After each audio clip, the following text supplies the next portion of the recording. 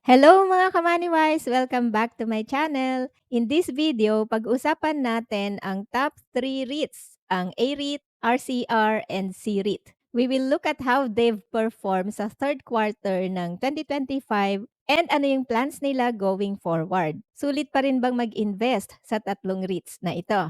Let's find out. Let's start with A-REIT. A-REIT is the first and the largest REIT in the Philippines. Sponsor is Ayala Land. Market cap is 157.9 billion pesos. Share price ng A-REIT is up 57.4% since nag-IPO noong August 2020 at ang year-to-date return is 11.8%.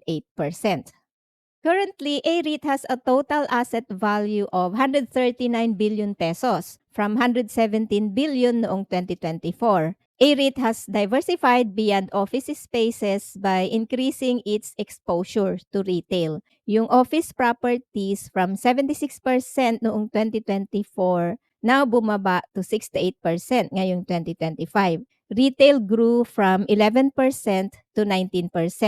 Hotel naman is 7% and industrial land 6%. This diversification enhances portfolio stability and reduces reliance on office properties.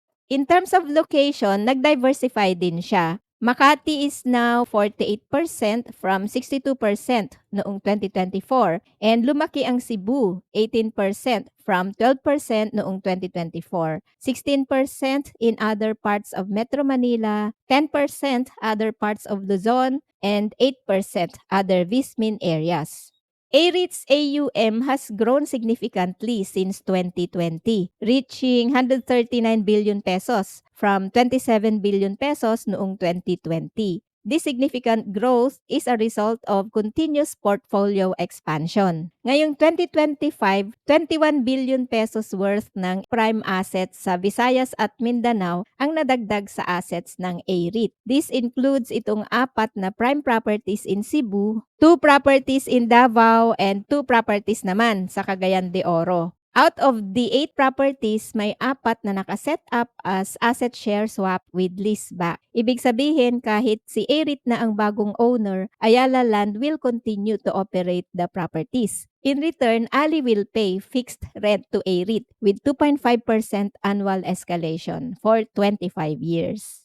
Here's the performance highlights ng A-REIT for the first 9 months of 2025. A-REIT's revenues hit 9.5 billion pesos, 34% higher versus last year from the contribution of newly acquired properties in July 2024. EBITDA is up 37% year-on-year and net income is up 39% year-on-year. Mataas ang occupancy rate ng A-REIT at 99%.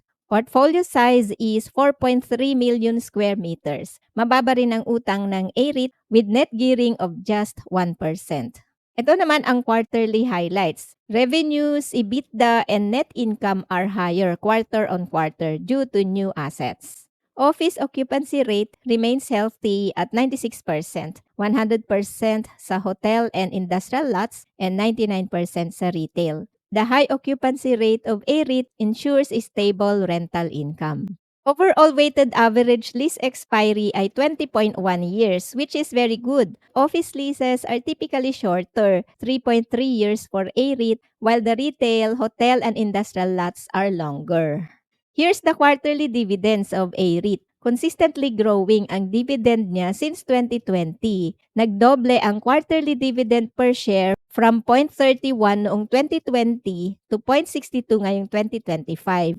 Ito naman ang full year dividend per share. A-REIT's dividend per share continues to grow every year. Compound annual growth rate naman from 2021 to 2024 is 8.8%. Dividend yield of A-REIT at the price of 42.5 is 5.57%. The good thing is dividend per share continues to grow. A-REIT is set to infuse 2 major malls into its portfolio, Ayala Center Cebu and Ayala Malls Feliz in Pasig City, worth 19.5 billion pesos. This will boost A-REIT's AUM to 158 billion pesos and expand its GLA to 4.7 million square meters. Ali and A-REIT plan to complete the deal in the second half of 2026. The company said this infusion is expected to support dividend growth and improve yields. AREIT aims to maintain its market leadership by growing its AUM by 15 to 20 billion pesos annually, diversifying its portfolio across sectors and locations. Beyond 2025, AREIT plans to continue building a pipeline of assets from Ayala Land and from third parties to achieve AUM growth targets. So tuloy-tuloy pa rin ang growth and dividends will also continue to grow. Before I continue, quick shoutout muna sa mga bagong YouTube channel members ko kay Bontag TV, Mazimos TV, Christ the Great, Wonderful Soul, Wilfredo, Engineer Taka, Michelle, Sachi, RG, Roan, Sinisterit, Maria Teresa, Karen, and Isagani. Maraming salamat for joining as channel members and supporting my YouTube channel. Next is CREIT, Citicorp Energy REIT. CREIT is the first renewable energy REIT in the Philippines. It generates income from a portfolio of renewable energy and land assets. Market cap is 23.9 billion pesos. CREIT share price is up 31.3% since listing noong 2022. Year-to-date return is 19.7%. CREIT started with 5 properties and then in 2022, they acquired more properties in Bulacan and South Cotabato. In 2023, they acquired more properties including very large properties in Pangasinan and Batangas. Sa ngayon, meron silang 14 land assets with 100% occupancy rate. Total GLA is 7.1 million square meters. Weighted average lease expiry is 19.69 years. 2023 yung major asset infusion nila at walang bagong asset infusion since 2023. Total revenue reached 1.375 billion pesos sa first 9 months ng 2025 with revenue contributions spread across various locations. Ang top contributors ay Cebu 20%, Batangas 19%, Clark 16%, and Silay 15%. Nag-decline ng konti ang revenue, EBITDA, and net income versus same period last year. Gross profit, EBITDA, and net profit margin remains strong. Sa yearly dividends, nag-full year lang from 2023 to 2025. 2022 siya nag-IPO.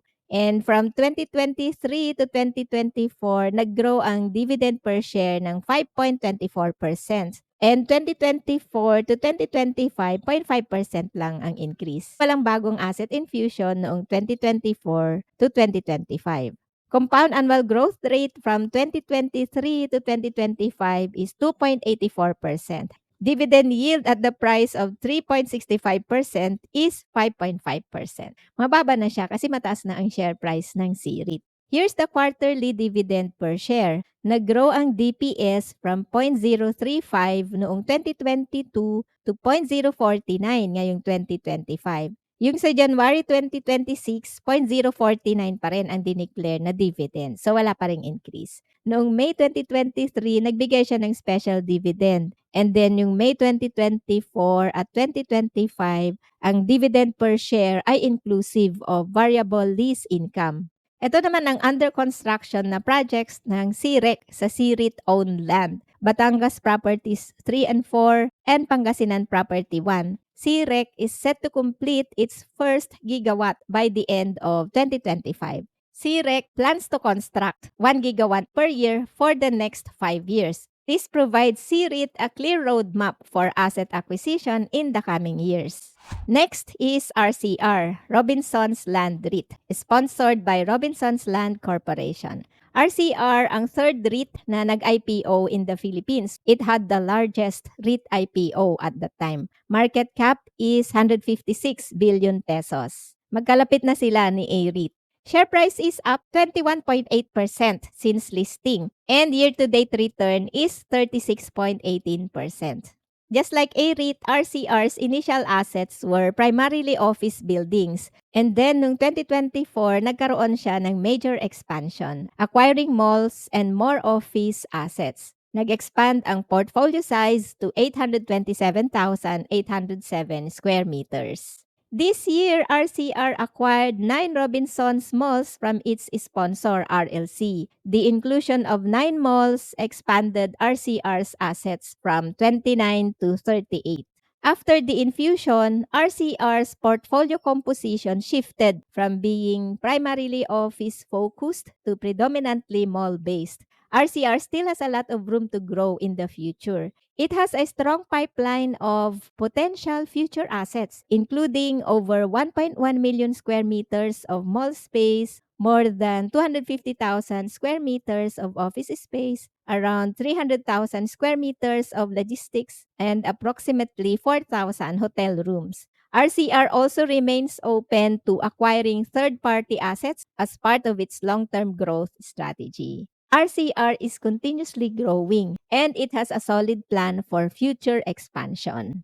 RCR's asset infusion this year boosted its total GLA from 828,000 square meters to 1.15 million square meters across 25 key locations nationwide. And as of September 2025, RCR has 17 offices and 21 malls. For the first 9 months of 2025, RCR's revenue grew 30% year on year, driven by mall performance and new assets. Both EBITDA and net income grew 28% year on year. RCR generated 65% of its rental income from office properties and 35% naman from mall assets. RCR is the most geographically diversified REIT in the Philippines. Average occupancy rate is 96%, 97% sa offices, and 96% sa malls. Overall WALE is 4.07 years, shorter sa offices and malls compared to land assets. Sa tenant mix, 46% sa BPO and 46% din sa retail. 4% naman sa office traditional and 4% office seat leasing. Nag-grow ang quarterly dividend per share from 0.0620 noong 2021 to 0.1060 ngayong 2025. And nagbigay siya ng special dividend once noong November 2024. Here's the annual dividend per share. Including special dividend, malaki ang growth from 2023 to 2024 and then bumaba from 2024 to 2025. However, if we exclude the special dividend from 2024 to 2025, plus 4.9% ang increase sa dividend. Compound annual growth rate from 2022 to 2024 is 2.83%. So yung growth rate niya ay hindi singlaki ng A-REIT. Dividend yield at the price of 7.98 is 5.22%. Ito naman ang buy below price ko sa A-REIT, C-REIT, and RCR. Pag gusto mo mag-invest sa REITs at wala ka pang account sa broker, you can sign up sa Dragonfly using my referral code MoneyWise. That's all for today. Thank you for watching.